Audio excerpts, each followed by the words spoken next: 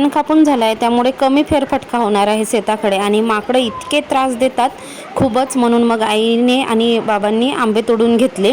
तर हे एकाच झाडाचे आंबे आहेत आणि एका झाडा तर पहिल्यांदाच लागले तरी भरपूर लागले आणि आई वडिलांना तर अजिबात वेळ नाही आहे, जेवण करायला सुद्धा वेळ नाही, कारण आता शेतीची कामं ठेवायचं, वाढवायचं धान्य, परत सोसायटीमध्ये घेऊन जायचं, परत पावसाळी तयारी करायची. आणि रुद्रांस आईबाबांना म्हणजे माझ्या आईवडिलांना सारखा गावी चल गावी चल म्हणत होता, म्हणजे सकाळपासून त्याचं की आम्ही जातो तर तुम्ही पण आमच्याबरोबर चला. ते कसं काय येणार.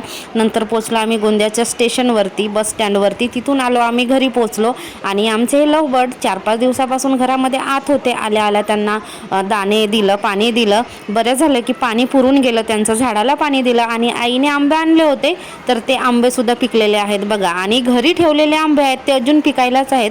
पिकले 1-2 तसे कापून खाऊन घेतात आणि आमरस अजून खायचाच बाकी आहे. घरचे आंबे भरपूर जास्त प्रमाणामध्ये आहेत. आल्या पिशव्या ठेवल्या आणि लागली कामाला. रुद्रांस बघतो आहे टीव्ही.